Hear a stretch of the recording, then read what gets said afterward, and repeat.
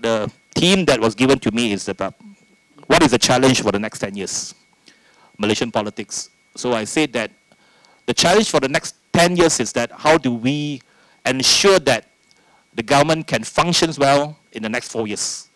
Because if we cannot do well in the next 4 years, then we are not looking at a good 10 years, in the next 10 years. The next 4 years are very crucial because we have another 4 years to go for this current term of government.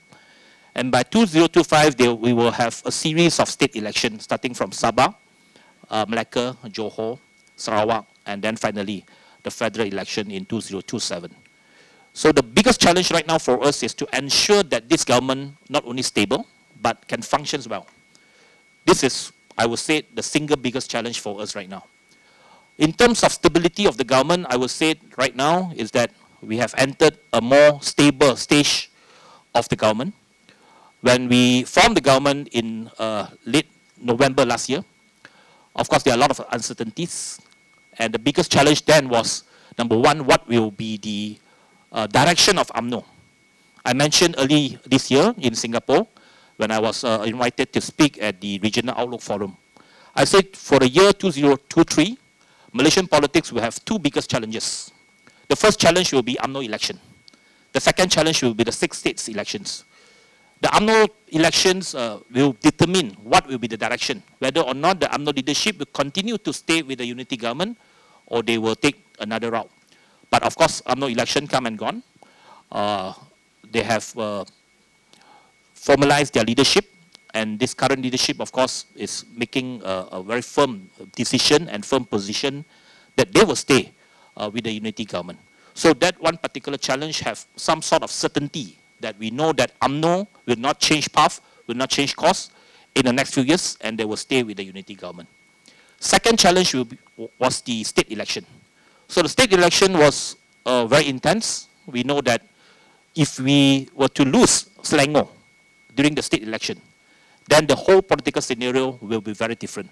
And we were faced with a very, very strong challenge to even change the federal government. But luckily, we managed to defend Selangor, defend Penang and Negeri Sembilan with the result of a status quo, 3 versus 3. That has helped us in terms of stabilizing the government. And of course, the victory in Pulai by-election also helped in terms of stabilizing the federal government. And what's more, the latest pronouncement by Sarawak Premier on Malaysia Day celebration. And Abang Jo mentioned publicly that GPS are committed to ensure the support for the federal government at least until the next general election. So that has helped in terms of stabilize the entire political power in Putrajaya.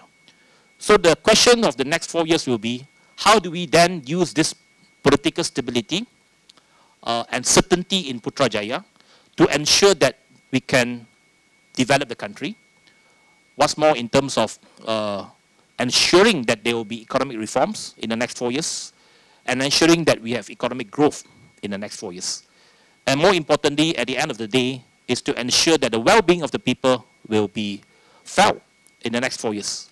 Because no matter what numbers we see in terms of economic growth, if it is not felt by the people on the ground, that it means nothing. So we always stress that economic growth must come with a better well-being of the people, better income, better quality of life, and better services to the public.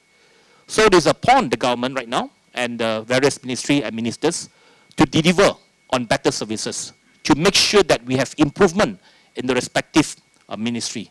So as far as I'm concerned, as the Minister of Transport, I focused on my role to ensure that there are better transportation services, better public transport, more reliable public transport, better services, better connectivity across the board, from our airport to airlines to ports to public buses to trains to everything related to transport. There must be a sense of improvement. Of course, there are a lot of challenges. I gave an interview 2 weeks ago to The Age. Biggest challenge right now is, number one, in airports, we're faced with the breakdowns of Aerotrain. We have to ensure that even the hot meal services are my problem as well. You cannot serve hot meal also, it's a problem of transport minister, even though that is Malaysian Airlines problem. But anyway, as the minister, of course, we have to be responsible to ensure that things are improved. So I would say that the immediate challenge for the government is to ensure that we have a functional government. Because I think the past 5 years, especially after 2020, there was a lot of disruption and a lot of time that we don't really see a functional government. Okay? So we want to see a functional government, a strong government where there are certainties in terms of policies, and that certainty is very important in terms of attracting investment into the country. Because a lot of investors are waiting for that certainty to happen. And they are afraid that if they are to invest to Malaysia, no certainty in terms of policies. So that is the biggest problem that as far as attracting investment is concerned. So we hope that with all this political stability, we can tell the world, we can tell the investors that there are certainty in Malaysia currently. And the time to invest in Malaysia is now. So that is a message that we want to send. And that's the reason why the Prime Minister and many cabinet ministers are actively engaging the international community.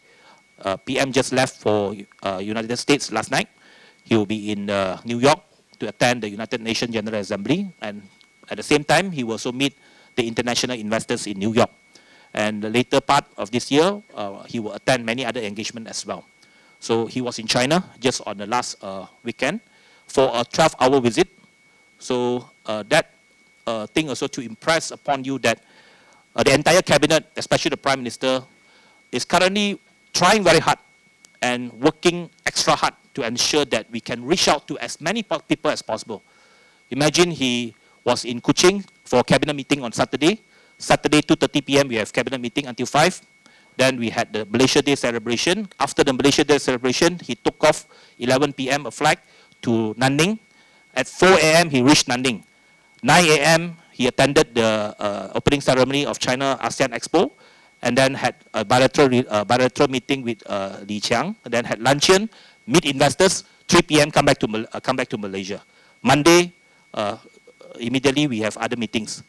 So that is the workflow right now, and the work commitment that we have among the ministers, and especially the PM is putting extra efforts to ensure that not only ensuring that the government machinery works, but we also at the same time making a lot of efforts to meet international investors.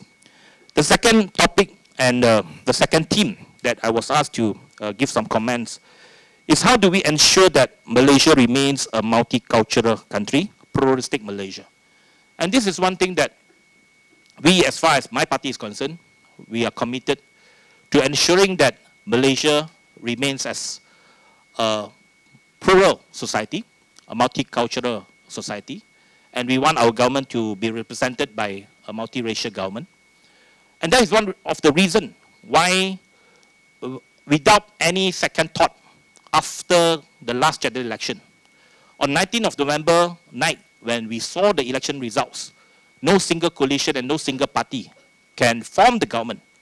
Immediately, we make a decision. On 20th of November night, I convened an emergency meeting of all DAP newly elected members of parliament and CEC members to decide on the way forward. And unanimously among all my colleagues in the party leadership and among all the MPs elected, that we have no other option but to give me the mandate, together with Pakatan Harapan, to reach out to BN, to form a coalition government, together with Barisan Nasional. Even though that, you know, we have enmities with Barisan Nasional, with Umno for many years, but without a second thought, we know that the results put us into a situation where we have no other option but to ensure that we can form a coalition government together with BN and the other coalition partners, so that Malaysia can remain to have a multiracial government representing the various races, and to ensure that our policies and our way forward remains as a multicultural and multiracial